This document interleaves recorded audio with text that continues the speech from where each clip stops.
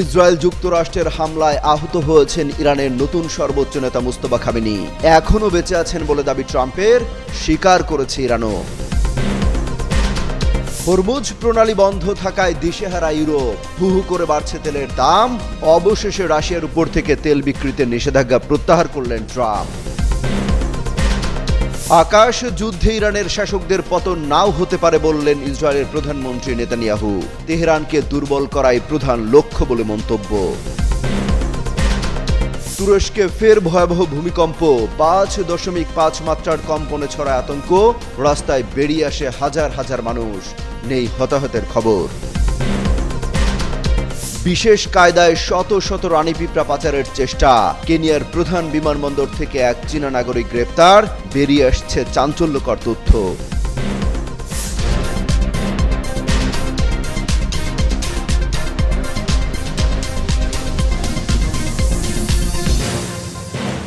ইরানের সর্বোচ্চ নেতা আয়াতুল্লাহ মোস্তফা খামেনি জীবিত আছেন, তবে তিনি গুরুতর আহত বলে মনে করেন যুক্তরাষ্ট্রের প্রেসিডেন্ট ডোনাল্ড ট্রাম্প। যুক্তরাষ্ট্র ও ইসরায়েলের সঙ্গে ইরানের যুদ্ধ শুরু হওয়ার প্রথম দিনই মোস্তফার বাবা ও দেশটির সাবেক সর্বোচ্চ নেতা আয়াতুল্লাহ আলী খামেনি নিহত হন।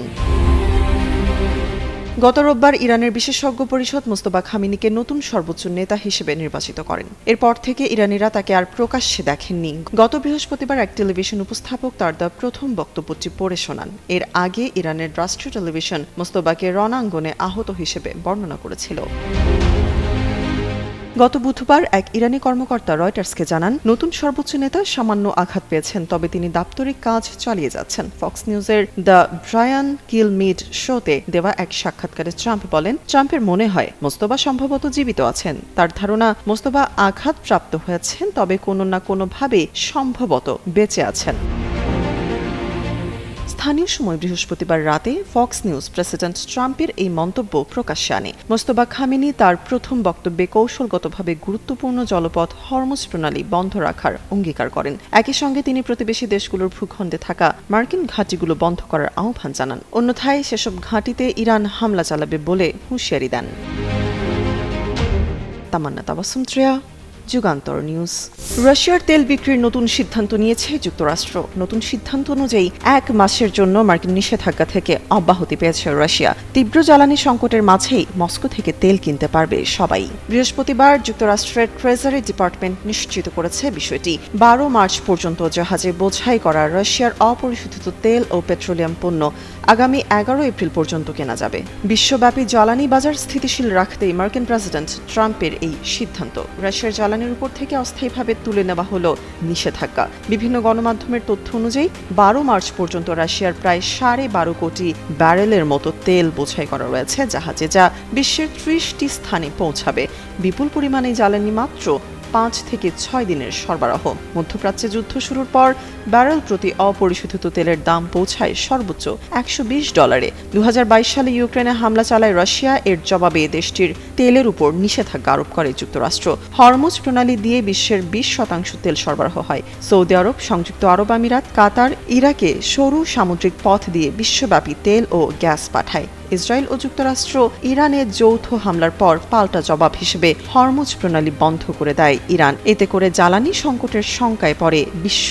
বিশ্বের জ্বালানি তেলের বাজার স্থিতিশীল রাখতে রাশিয়ার তেলের কোনো বিকল্প নেই বলে দাবি করেছেন দেশটির বিশেষ অর্থনৈতিক দূত কিরিল দিমিত্রিভ। তিনি বলেছেন, রুশ তেল ছাড়া বৈশ্বিক জ্বালানি বাজার কোনোভাবেই স্থিতিশীল থাকতে পারে না। টেলিগ্রামে দেওয়া এক পোস্টে দিমিত্রিভ বলেন, যুক্তরাষ্ট্র কার্যত একটি রূঢ় সত্যকেই স্বীকার করে নিচ্ছে। রুশ তেল ছাড়া বিশ্ব জ্বালানি বাজারের স্থিতিশীলতা রক্ষা করা সম্ভব নয়। চলমান যুদ্ধ পরিস্থিতির মধ্যে বিশ্ববাজারের জ্বালানি তেলের সরবরাহ স্বাভাবিক রাখতে সম্প্রতি এক বিশেষ অনুমতি দিয়েছে যুক্তরাষ্ট্র। বর্তমানে সাগরে ভাসমান জাহাজে থাকা রাশিয়ার তেল ও পেট্রোলিয়াম পণ্য সাময়িকভাবে কেনার সুযোগ দেওয়া হয়েছে। মূলত আন্তর্জাতিক জ্বালানি বাজারে স্থিতিশীলতা বজায় রাখতেই মার্কিন প্রশাসন এই পদক্ষেপ নিয়েছে। যুক্তরাষ্ট্রের এই সিদ্ধান্তের পরই দিমিত্রিভ এমন মন্তব্য করলেন।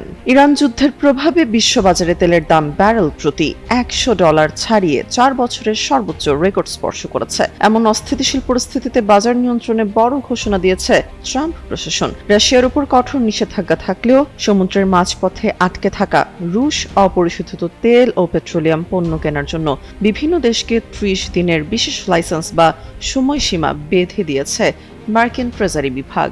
তুরস্কের মধ্যাঞ্চলে মাঝারি মাত্রার ভূমিকম্প আঘাত এনেছে। রিখটার স্কেলে ভূমিকম্পটির মাত্রা ছিল 5.5। এতে এখন পর্যন্ত কোনো ক্ষয়ক্ষতির খবর পাওয়া যায়নি। দেশটির দুর্যোগ ও জরুরি ব্যবস্থাপনা সংস্থা AFD জানিয়েছে, ভূমিকম্পের কেন্দ্র ছিল নিক্সার শহরে, যা তোকাত অঞ্চলে অবস্থিত। ভূমিকম্পটির গভীরতা ছিল প্রায় 6.4 কিলোমিটার। স্থানীয় সময় ভোর 3:35 ভূমিকম্পটি অনুভূত হয় এবং আশপাশের কয়েকটি প্রদেশেও কম্পন টের পাওয়া যায় বলে জানিয়েছে সংস্থাটি। তুর্কি সংবাদ মাধ্যম হাবার তুর্ক জানায়, ভূমিকম্পের পর অনেক বাসিন্দাকে ঠান্ডা আবহাওয়া সত্ত্বেও গাড়িতে বা রাস্তায় অপেক্ষা করতে দেখা গেছে। তারা ভয়ে বাড়িতে ফিরে যেতে সাহস পাচ্ছিলেন না। তুরস্ক একাধিক সক্রিয় ভূমিকম্প প্রবণ ফল্ট লাইনের উপরে অবস্থিত হওয়ায় দেশটিতে প্রায়ই ভূমিকম্প ঘটে। বিমানবন্দরে নিরাপত্তা তল্লাশির সময় অদ্ভুত এক পাচার ধরা পড়ে। লাগেজের ভেতর পাওয়া গেল 2000-এর বেশি জীবন্ত রানী পিঁপড়া। এই ঘটনায় ঝাংকেকুন নামে এক চীনা নাগরিককে গ্রেপ্তার করেছে দেশটির পুলিশ। কেনিয়ার জেমু কেনিয়াত্তা আন্তর্জাতিক বিমানবন্দরে এমন ঘটনা ঘটে। তদন্তকারীরা জানান, পাচারকারী অত্যন্ত সূক্ষ্মভাবে 1948টি পিঁপড়া বিশেষায়িত টেস্ট টিউবে ভরেছিলেন। বাকি 300টি পিঁপড়া লুকানো ছিল টিস্যু পেপার রোলের ভেতর। এই বিপুল পরিমাণ পতঙ্গ চীনে পাচারের পরিকল্পনা ছিল তার। ধারণা করা হচ্ছে তিনি আন্তর্জাতিক কোনো পাচার চক্রের সদস্য। আফ্রিকার এই মেসোরসেফালোরস বা হারভেস্টার পিঁপড়া পরিবেশ ভারসাম্য রক্ষায় গুরুত্বপূর্ণ ভূমিকা রাখে। তবে বর্তমানে ইউরোপ ও এশিয়ার শৌখিন সংগ্রাহকদের কাছে পোষা প্রাণী হিসেবে এগুলোর ব্যাপক চাহিদা তৈরি হয়েছে। এর আগে গত মে মাসে একই অপরাধে 4 জনকে কারাদণ্ড ও মোটা অঙ্কের জরিমানা করেছিল কেনিয়ার আদালত। উদ্ধারকৃত এসব পিঁপড়া আন্তর্জাতিক জীববৈচিত্র্য সংরক্ষণ চুক্তির আওতায় সুরক্ষিত। মূলত মাটির স্বাস্থ্য রক্ষা এবং জীববৈচিত্র্য অটুট রাখতে এসব পিঁপড়ার বাণিজ্য কঠোরভাবে নিয়ন্ত্রিত। বর্তমান ভূরাজনীতির প্রেক্ষাপটে পারস্য উপসাগরের নীল জলরাশি এখন আর কেবল তেলবাহী জাহাজের পথ নয়, বরং এটি হয়ে দাঁড়িয়েছে বৈশ্বিক অর্থনীতির সবচেয়ে সংবেদনশীল চোখ পয়েন্ট। ইরান ও ইসরায়েল যুক্তরাষ্ট্রের মধ্যকার চলমান সংঘাত আজ যে পর্যায়ে পৌঁছেছে, তাতে হরমুজ প্রণালী বন্ধ হওয়ার উপক্রম কেবল একটি আঞ্চলিক শঙ্কা নয়, বরং বিশ্ব অর্থনীতির জন্য এক মহা বিপর্যয়ের সংকেত। প্রশ্ন উঠেছে, আমরা কি তবে এক নজিরবিহীন বৈশ্বিক মন্দার দ্বারপ্রান্তে? ভৌগোলিক অবস্থানের কারণে হরমুজ প্রণালী কৌশলগতভাবে অপ্রতিদ্বন্দ্বী। বিশ্বের মোট উৎপাদিত খনিজ তেলের প্রায় 1/5 এই সরু পথ দিয়েই পরিবাহিত হয়। গত কয়েক সপ্তাহে ইরান ও ইসরায়েল যুক্তরাষ্ট্রের পাল্টাপাল্টি সামরিক পদক্ষেপের ফলে এই নৌপথের নিরাপত্তা এখন সুতার ওপর ঝুলছে। যদি তেহরান তার হুমকির বাস্তবায়ন ঘটিয়ে এই প্রণালী দিয়ে জাহাজ চলাচল পুরোপুরি বন্ধ করে দেয়, তবে আন্তর্জাতিক বাজারে জ্বালানি তেলের দাম রাতারাতি নিয়ন্ত্রণের বাইরে চলে যাবে। জ্বালানি বিশ্লেষকদের মতে ব্যারেল প্রতি তেলের দাম $200 ছাড়িয়ে যাওয়া এখন কেবল সময়ের ব্যাপার। এই সংকটের প্রভাব কেবল তেলের বাজারেই সীমাবদ্ধ থাকবে না। হরমুজ প্রণালী রুদ্ধ হওয়ার অর্থ হল বৈশ্বিক সাপ্লাই চেইন বা সরবরাহ শৃঙ্খলে এক ভয়াবহ ছেদ। তরলীকৃত প্রাকৃতিক গ্যাস বা LNGর একটি বিশাল অংশ এই পথ দিয়ে এশীয় ও ইউরোপীয় বাজারে পৌঁছায়। ফলে শিল্পোন্নত দেশগুলোর উৎপাদন ব্যবস্থা স্থবির হয়ে পড়ার ঝুঁকি তৈরি হয়েছে। বিশেষ করে মধ্যপ্রাচ্যের জ্বালানির ওপর অতিমাত্রায় নির্ভরশীল দক্ষিণ এশিয়া ও ইউরোপের দেশগুলোর মুদ্রাস্ফীতি আকাশচুম্বী হতে পারে। এমন এক পরিস্থিতি তৈরি হতে পারে যেখানে উন্নত বিশ্বের শেয়ার বাজার ধসে পড়ার পাশাপাশি উন্নয়নশীল দেশগুলোর অর্থনৈতিকভাবে দেউলিয়া হওয়ার উপক্রম হতে পারে। হরমুজ প্রণালী আজ কেবল একটি ভৌগোলিক রেখা নয়, বরং এটি বৈশ্বিক স্থিতিশীলতার মানদণ্ড। যদি কূটনীতির টেবিল ব্যর্থ হয় এবং কামানের গর্জন এই রুটটিকে স্থায়ীভাবে রুদ্ধ করে দেয়, তবে বিশ্ব অর্থনীতির গলার এই ফাঁস আরও শক্ত হবে বলে মনে করছেন বিশেষজ্ঞরা। প্রত্যয় দাস, যুগান্তর নিউজ। চলমান ইরান ইসরায়েল যুদ্ধে পুরোপুরি জড়িয়ে গেছে যুক্তরাষ্ট্র। ইরানকে দখল করতে ইসরায়েলের সঙ্গে যৌথভাবে নানা কৌশল প্রয়োগ করছে বিশ্বের এই পরাশক্তি দেশটি। সংঘাতে লিপ্ত দেশগুলো একে অপরের ওপর চালাচ্ছে অপারেশন এপিক ফিউরি বা অপারেশন ট্রু প্রমিস 4 এর মতো হামলা। এরই মধ্যে এবার ইরাকের আকাশসীমায় যুক্তরাষ্ট্রের একটি KC-135 রিফুয়েলিং সামরিক উড়োজাহাজ বিধ্বস্ত হয়েছে। এই ঘটনার পর উদ্ধার তৎপরতা শুরু করেছে মার্কিন সামরিক বাহিনীর সেন্ট্রাল কমান্ড সেন্টকম। ব্রিটিশ সংবাদ মাধ্যম দ্য গার্ডিয়ান এক প্রতিবেদনে এই তথ্য নিশ্চিত করেছে। প্রতিবেদনে সেন্টকমের একটি বিবৃতির বরাতে জানানো হয়, অপারেশন এপিক ফিউরি চলাকালে ইরাকের আকাশ সীমায় এই দুর্ঘটনা ঘটে। বর্তমানে উদ্ধার অভিযান অব্যাহত রয়েছে। বিবৃতিতে আরও বলা হয়, ঘটনাটির সঙ্গে 2টি উড়োজাহাজ জড়িত ছিল।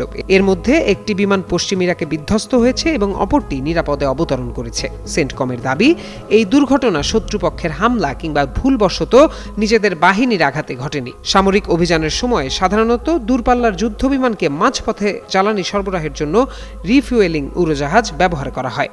এদিকে নাম না প্রকাশ করার শর্তে একজন মার্কিন কর্মকর্তা বার্তা সংস্থা রয়টার্সকে জানান বিধ্বস্ত উড়োজাহাজটিতে 6 জন আরোহী ছিলেন। ইরানের ধারাবাহিক হামলায় যখন চাপে পড়েছে ইসরায়েল ও যুক্তরাষ্ট্র, তখন পাল্টা বড় ধরনের সামরিক পদক্ষেপের প্রস্তুতি নিচ্ছে ওয়াশিংটন।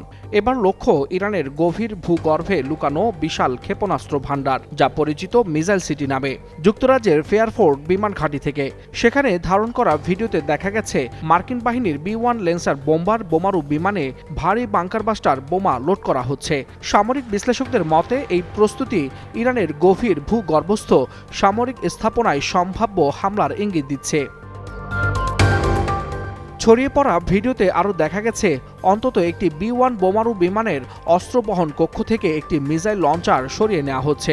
এতে ধারণা করা হচ্ছে বিমানের ভেতরে জায়গা তৈরি করে সেখানে শক্তিশালী ও নির্ভুল বাংকারবাস্টার বোমা বহনের ব্যবস্থা করা হচ্ছে, যেগুলো শক্তভাবে সুরক্ষিত বা মাটির গভীরে থাকা স্থাপনাও ধ্বংস করতে সক্ষম। সম্ভাব্য লক্ষ্য বস্তু হিসেবে ধরা হচ্ছে ইরানের দীর্ঘ পাল্লার অস্ত্র কর্মসূচির সঙ্গে যুক্ত বড় শিল্প কমপ্লেক্স, ভূগর্ভস্থ কমান্ড বাংকার, পারমাণবিক সংশ্লিষ্ট স্থাপনা এবং বিস্তৃত টানেল নেটওয়ার্কে গড়ে ওঠা তথাকথিত মিসাইল সিটি। এখানে ইরান ব্যালিস্টিক ক্ষেপণাস্ত্র ও ড্রোন সংরক্ষণ করে বলে ধারণা করা হয়। বিশ্লেষকদের মতে দূর থেকে ক্রুজ মিসাইল হামলার চেয়ে বোমারু বিমান লক্ষ্যবস্তুর কাছাকাছি গিয়ে অনেক বেশি সংখ্যক নির্ভুল বোমা নিক্ষেপ করা সম্ভব হয়। এতে বড় এলাকা ধ্বংস করা কিংবা শক্তভাবে সুরক্ষিত ভূগর্ভস্থ স্থাপনায় আঘাত হানা সহজ হয়। এদিকে সংঘাতের প্রভাব ছড়িয়ে পড়ছে জ্বালানি অবকাঠামো ও গুরুত্বপূর্ণ সমুদ্রপথে। তেলবাহী ট্যাঙ্কারে হামলা এবং হরমুজ প্রণালীর কাছাকাছি জাহাজে নৌ ড্রোনের আঘাত বিশ্ব জ্বালানি বাজারে বড় ধরনের অস্থিরতার আশঙ্কা তৈরি করেছে। ওয়ালিউল হাসানাত, যুগান্তর নিউজ।